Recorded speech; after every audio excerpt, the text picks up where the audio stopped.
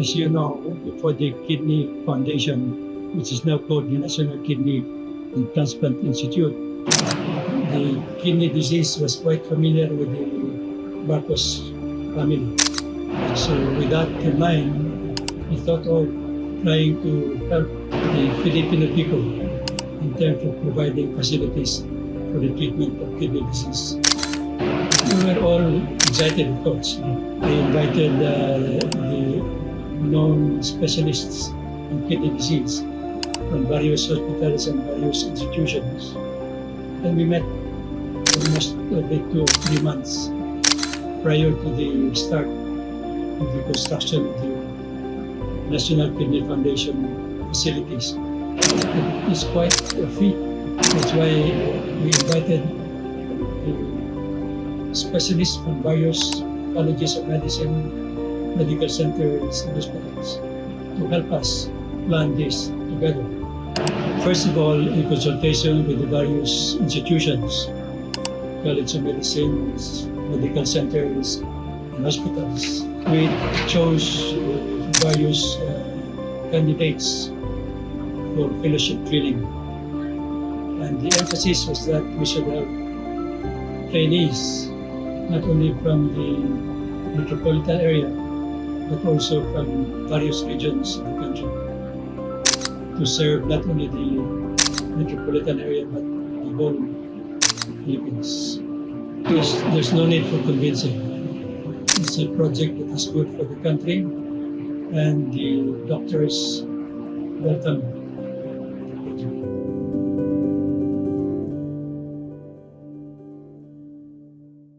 My name is Eduardo Rivera. They call me Doc Ed Rivera.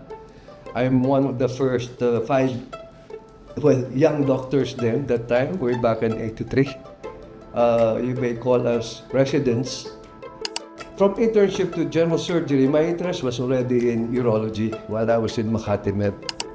And then it so happened that the members and even the first director of the NKFP came from Makati Medical Center, that's Claver Ramos, who handled the surgical division here.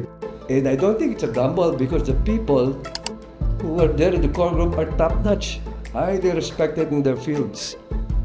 Wala pa kaming building nun. We used to occupy a small segment of the lab center of the Philippines at that time, neighbor lab center.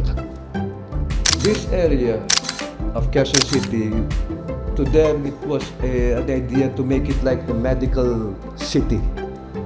That's why if you notice, prior to Kidney Institute, there was the lab center, first art center, tapos sunod-sunod din, East Avenue Medical Center, Children's Hospital, so nga, we have blood center. Well, in the beginning, when we started accepting applicants, first in mind is we would like to distribute the specialty of urology all over the Philippines. Because during that time, most of the urologists are concentrated here in Manila or the areas close to Manila. So, decision making us to accept, malaking bagay yung we want, these guys from the Visayas, etc. You know, that's their roots, that's where they plan to practice. Mindanao. So, this institution, this Kidney Institute, has provided specialists in urology all over the Philippines. Anywhere you go. But then, you know, groundbreaking, 83 February, that's construction. That was a non-stop construction. No delays, nothing. Hanggang sa nakaturning structure, this is the only place I saw overnight. Paggising sa umaga, may garden na rin. In its early days, well, you know nga, our initial surgeries, like we don't have a hospital yet, but we were starting to move that time. So, ang mga initial surgeries naman were done at the Lab Center of the Philippines in cooperation with the officers of that hospital. And then we had the wing open up for the recovery of the patients of the Kidney Foundation. Then, expand. I didn't see any difficulty. I mean, talagang naman, as a startup, medyo untrend medyo mabagal, no? But progressively, tuloy-tuloy. Progressively improving year after year. Basta may bagong lalabas na equipment, we make regarding for the use of kidney, service of kidney patients, we always get them. Well, with President Marcos behind us and the Kidney Foundation, we had funds available. In the early years of the National Kidney Foundation, we could provide free transplant and some patients free dialysis. Quite a number of unusual experiences with patients. For example, we had one very complicated patient. He said to me, "Doktor, noong una, every other day ako nagda-dialysis. Ngayon, every other day nagta-transplant ko. O-opera ako. Because the operation was so complicated. He was bleeding, and we had to open 2 or 3 times after. But ultimately, the patient survived all the complications. But in a rather joking manner, the patient said, "Doctor, noong una, every other day dialysis ko, ngayon every other day surgery for 3 surgeries." And so now we have some patients who have the fortune of having free dialysis and free transplant. I don't think there was hesitation to come to the hospital. Patients who needed to be hospitalized to see consultation came in to the hospital. Malamang pa yung NKTI. Was not a private hospital, everybody paid. No. Everything I got was very wrong, deadly wrong. We were not earning, we were not out there to dump the pesos of places. We were trying to establish the fact that renal disease is curable for with temporary, you can live better with the renal disease. Good day. Sorry if I stammer a little bit because I'm not used to be interviewed. I still have this butterfly in my stomach whenever somebody is talking to me. Anyway, my name is Dr. Jaime Velasquez and I am an anesthesiologist. In the early 1980s, I used to work at the UAR Memorial Hospital. But a friend, anesthesiologist there, told me that there was a plan to put up a hospital very near lung center which is dedicated to kidney diseases. So if I'm interested, then I can join the weekly conferences to be held at the lung center.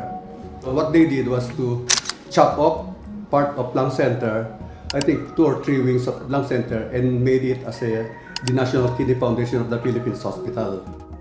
So when the hospital was already functioning, we did several operations, several surgeries, several transplants. In 1984, the proposed building started to be built. But instead of a 5-story building, it became a 2-story building. Well, you know, that time, in 1984, there were already financial crises. The economic situation of the country is so down that it cannot afford to build up a 5-story building. I am Dr. Nelson A. Patron, a urologist here at the National Kidney and Transplant Institute. That's practically when Kidney Institute was started. I am the first urology resident in our department together with Dr. Eduardo Rivera. For training, our consultants were what we call the triumvirate at that time, headed by Dr. Abelardo Prodigalidad. And the next one is Dr. Benjamin Magsino, and the other one is Dr. Henaro Yusi. Well, at that time, because most of them were trained abroad in the US. So we learned what they learned, that they knew. And not like now, then majority of those who are now present here are locally trained. And so what we learned from our mentors, we transmit to our residents. So we're lucky because we had first-hand information from the pioneer, the premier consultants of National Kidney Institute. They had their training that time in the USA, the United States. And when they came here, they're already specialists in the field of urology. And they are all practicing urologists in other hospitals here in Metro Manila. Renowned urologists in those hospitals. My name is Mirna Mendoza. Currently, I'm just a visiting consultant here at NKTI in the Division of Internal Medicine, specializing in infectious diseases. So I started out as a young consultant, I think way back in the early 80s, when NKTI started actually. I remember we started in Annex 1 as the one wing of lung center. It's one wing of lung. I was assigned at the laboratory to head the microbiology lab. And at that time, we were just doing manual bacteriology work. We started only in a small room like this with a bench and Bunsen burner. We prepared our culture plates. We did everything manually. I remember I saw the first service transplant patient, kidney transplant. Strict ang environment kasi Dr. Ramos, strict. Pinatawag ka nun. Like service patient siya, better go right away. Sasabihin niya, you're late. Kasi hindi naman perfect yung first few patients namin. Siyempre, doon naman nakita yung mga mistakes namin. Hindi pa perfect ang medicines for immunosuppression or anti-rejections. I was sent to Boston to train on virology and for the laboratory part. And I also rotated in the clinical wards of Dana-Farber Cancer Institute and Brigham Transplant Unit. I was sent to develop the virology lab. I went also on clinical rotation to see infections in transplant patients, infections in the immunocompromised patients. I am Dr. Florencio J. Pine, a nephrologist by profession. I am one of the first fellow in training in nephrology here at NKTI. We came in the 1983 when the hospital started operating. Of course, before that, they are already doing the groundwork for the hospital. Basically, there are three divisions. Nephrology, then the urology. For urology is Dr. Patron and Dr. Rivera. Then we have the vascular or the transplant surgeon, one of the first fellow in training in nephrology. And during the time, this institute was named as National Kidney Foundation of the Philippines. Yeah, there is excitement because you will be part of the pioneer who will be working on this. And actually, when we started, we just used the two wings of Lung Center of the Philippines. This building is still being put up, especially the operating room and the main building. Works are still going on during the time when we opened. In fact, during the time, all treatments are free. The hospital shoulder all the cost of the treatment. Even patients who will undergo transplant, everything are free. My name is Antonio Paraiso. I started at National Kidney Institute on the very first official working day, which was March 1, 1983, as a training fellow in nephrology. Dr. Claver Ramos was a very meticulous person. Every possible equipment that would benefit transplantation was imported. And because they were so new, people who were assigned to use them had to be trained because there was no prior history and no one in the Philippines who could teach them. So they had to go abroad. And so many of the original staff in the hospital had to travel abroad just to train to use the machines that were brought in. That was how modern this hospital was. I'd like to look at it first from the point of view of dialysis treatment. When NKTI started in 1983, there were just a handful of hospitals that provided dialysis treatment. Very few outside of NKTI. And each of these hospitals probably had 2-3 machines from the older vintage category. Dialysis was very expensive. NKTI made it more attainable, more reachable. The practice of nephrology grew with the growth of the dialysis population. I feel I had contributed a lot. First, with the cadaver program. Second, I was the first one to create a chain of freestanding dialysis centers in the Philippines. Now you see dialysis centers all over. I think it was disrupted. People always thought it should be in a hospital. I started to create freestanding units, the first in the country, and a lot of people have followed suit. Hello everyone, I am Erlinda Ventura Mendoza. I was the former Vice President for Administration of the National Kidney Foundation of the Philippines and one of its founding members. I was appointed to the role given by background in starting various hospitals in Metro Manila, including Filipino, Tondo, and Hospital ng Maynila. The Best Lady was our visitor during the foundation. She was also there. I have to entertain her beside during the building of the foundation. It is one of the three premier facilities as in the Center for Excellence in Specialization, including the Lung Center and the Heart Center. We were all together almost at the same time building the three Center for Excellence. There are many applications, so it is not difficult for us to know because they are all and they are also specialized as a doctor and staff with doctor success. There's so many already applying even in years because they know that it is a project of the American Marcos, and you know that they will be very specialized because of America.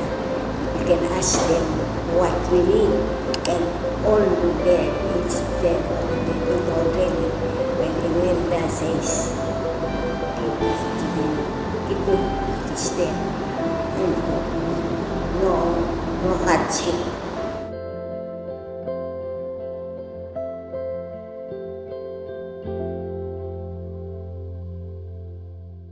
And then in 1986, there was a people power revolution. The president was disposed. He went to Hawaii. Together with him is the director of the hospital, Dr. Clever Ramos. So there was a change in management of this hospital. The new director then was Dr. Piloteo Alano. They changed the name from National Kidney Foundation of the Philippines. They changed it to National Kidney Institute. The institution was really short of funds. I recall during the one-year term of Dr. Villalta that they had to ask me to help him how to raise money to pay the employees because we were afraid we would not even have the funds to pay our employees. The government at the time was short of funds. As you recall, during the election and soon after, we went into 6 attempts, 6 revolutions that essentially disrupted the economy of the country. And this was also reflected into the funding difficulty of the Institute or of the NKTI. We were economically down after 1986 for a while because there were no more funds. You know, during that time, 1986 to 1990, we cannot even have our own medicine. We cannot procure our drugs. We have no money. No company wanted to invest in this hospital. After 1986, when the president left, this is no longer the hospital they want to invest in, the government. The Philippines cannot even loan from abroad. Nobody trusted the government anymore. So no foreign investors were coming in. No money, no money. The Philippines doesn't have any money. In fact, the dollar exchange rate then went down really low. And then in 1998, the hospital again was closed. Not because of the management, but because of the burning of lung center. So we were closed again for almost a year. Part of the other building was partly damaged, including the operating room. We were here. It happened during the night, so physically we are not here, but we are still working during the time here. So we have to make some adjustment, especially our emergency room was affected, and as well as the part of the radiology department, we have to make some adjustment as far as these facilities are concerned so that the care will not be interrupted.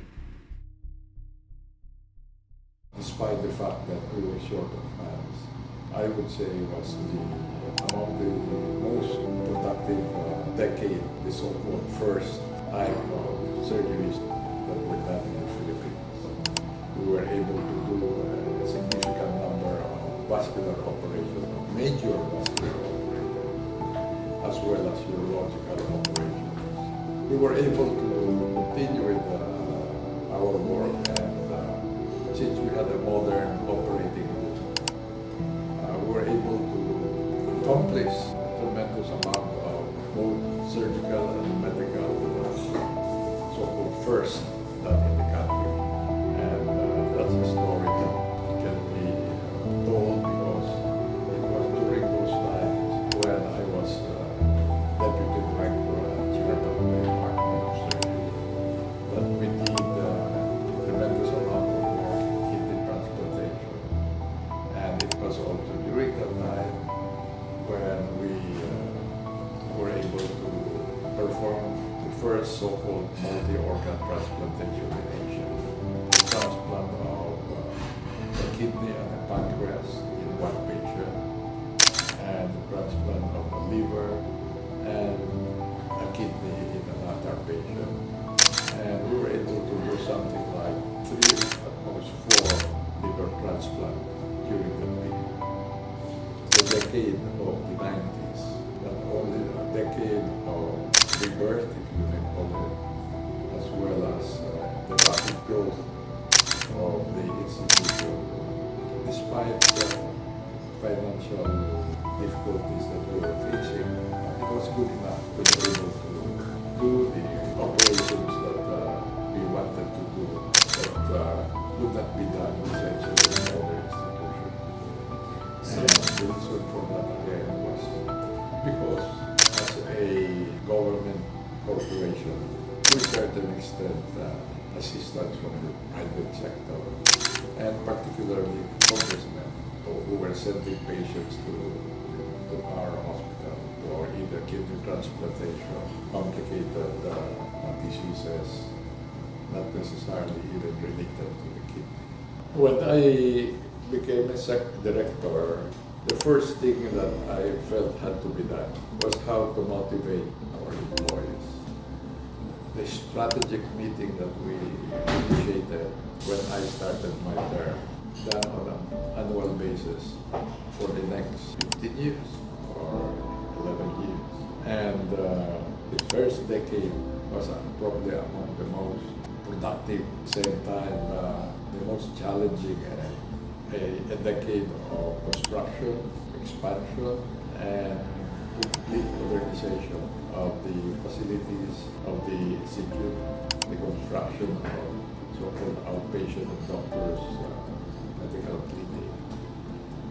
2 years after I took over, I thought that the hospital was pretty much ready to really jumpstart itself to become really a truly national reference hospital. We were able to challenge the staff of the institution to feel that they are indeed the best that we have in the country. And I think we were able to give that feeling to everyone. We should challenge ourselves and start thinking of being ISO certified. I think the so-called ISO certification essentially were only for a couple of private hospitals, maybe not more than, maybe just more than 5 or 6 hospitals in the Philippines was ISO certified. And nung sinabi ko, when I said during one of our staff meeting that I'd like the hospital to be ISO certified within 2 years, I heard later that they said, I must be dreaming. I must be dreaming now. And within that decade, we were not only completely certified, but recertified a number of times until I think we are today. At that time, we didn't have yet clinical internal medicine in its structured form. But later on, when Dr. Alano took over, na-develop ang internal medicine division. And then internal medicine grew for the admission of the paying patients kasi patients with renal and transplant patients develop complications. When they develop medical complications, infections, cardiac problems, GI problems, kailangan nila internal medicine. So the internal medicine grew and became a strong division of the hospital. We never projected that we would give free dialysis and free transplantation for all patients. For a few, yes, but not for all patients. When Dr. Ona became Secretary of Health, he convinced the PhilHealth to provide services to kidney failure patients. The Institute is studying to upgrade all their facilities to be at par with the leading kidney centers abroad. And of course, the same goes as far as the faculty is concerned. We are trying to recruit the best in the field as far as the Philippines is concerned, so that experience and expertise can be shared to the aspiring nephrologists. One thing that struck me is the cooperation of the staff, from nurses to the janitor, the housekeeping. We work together in order to really give the best care to the patient. Each one will contribute to the best care, even the janitor, making sure that the hospital is clean, and the nurses, they should be able to respond to the need of the patient immediately, encourage them, comfort them as far as their illness is concerned. So it's the teamwork. The training program here produced the most number of new nephrologists. Within that particular aspect of growth, a lot of them went out of Metro Manila and established their own dialysis centers outside. The profitability of being a nephrologist became evident. Naturally, people wanted to go into the specialty. It's one aspect. Apart from the excellence of the training program here, there were those particular issues that made it easier for nephrology to grow. With the number of patients increasing, it gained the national recognition that kidney failure was an important aspect of national health. And you can now see what PhilHealth has done for dialysis itself. It's something that's quite big. We were doing so many transplants at the National Kidney Institute. We ranked maybe within the top 10 in the world as a single hospital. That's how far we had gone in terms of transplantation as well. I am Dr. Eileen Riego Javier, former Executive Director of the National Kidney and Transplant Institute. I joined the then National Kidney Foundation of the Philippines in 1984, a year after it opened its service at the Lung Center of the Philippines. I have gone through and I've seen the highs and lows of the institute through the years. My first assignment was to establish the Anatomic Pathology Division of the Department of Laboratory Medicine. In doing so, I pioneered renal pathology here, which eventually became full-scale nationally. While purpose gave us direction, it was the tremendous help of leadership, colleagues, and staff that enabled us to overcome obstacles in setting up the services needed and to thrive in an environment that often demanded more than we thought we could give.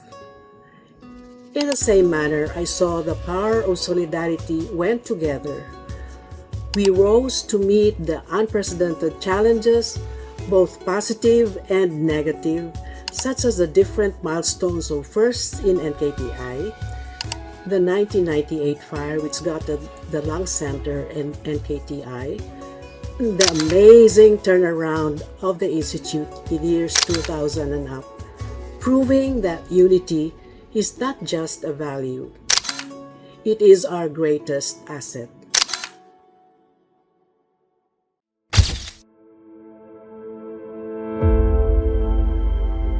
I see how this hospital developed from a lobectomized hospital from the lung center to what we are now. In fact, this hospital now is one of the best, or if not the best hospital here in the Philippines. And to think of it, this is just a government hospital.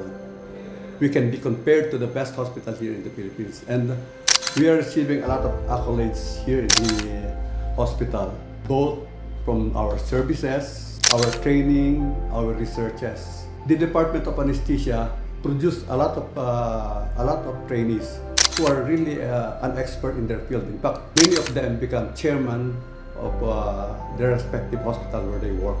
I can see that this hospital has done its vision and mission, and because of the trailblazing doctors and the employees of this hospital, I see that there is no limit in its development, and I can see in the future that this will stay one of the top hospitals in the Philippines.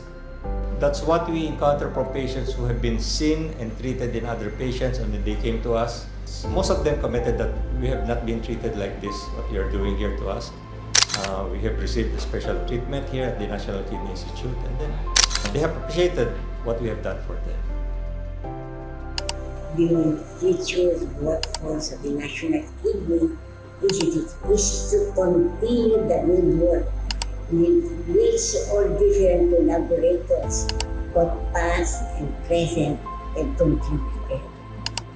More importantly, to always provide genuine care and compassion to all patients, regardless of social and economic status. 43 years ago, our pioneers laid the foundation for what we now proudly call the National Kidney and Transplant Institute. Let us continue to inspire the next generation to embrace innovation and technology without losing sight of our humanity, and to champion equity in healthcare for all Filipinos. Let us remain steadfast in our resolve to uphold the highest standards of our service, not just for ourselves, but for the countless lives that are affected by our work. Let us remember that this milestone is not just a celebration of our history, but a call to action for the years ahead. May we be inspired to reach greater heights, to break new ground, and to leave a legacy that future generations will be proud to inherit. Mabuhay! God bless you. The science, or medicine as a science, has lived in so many ways today, especially I'd say the last 10 years. Practically in all branches of medicine were started by a deeper understanding of the human cells and immunology.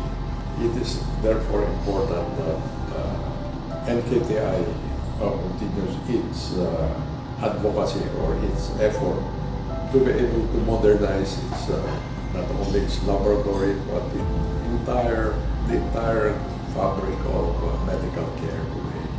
Although we are essentially a total transplant and kidney hospitals, the point is that the gamut of medical care today is such that information technology is necessary to be able to run medicine and the advances that you see both in clinical as well as in laboratory medicine. We hope, and I hope, we are able to continue with and be at par with what is going on with other modern institutions that we have in the Philippines today. So what I'm trying to say is that everything that happened at NKTI was because of a vision of a person that left behind what was standard prior to him. And if we simply look at the future as a continuation of the excellence already existing, I don't think that's enough. We need new thinkers, new ideas, a disruption of the old system into something better, something new. And I think that's how NKTI started, and that's how it improved. And to continue improving, it cannot simply maintain the same excellence. It has to go beyond it. The kidney doctor, as well as other doctors in other specialties, should have the patient's good upper hand in his considerations. He must serve the patient first hand as a top intention, top strategy. I've been in the medical field for much more than 40 years. I graduated in 1962. That's more than 60 years now. And my vision for myself and for doctors in general is always to keep the patient in the center.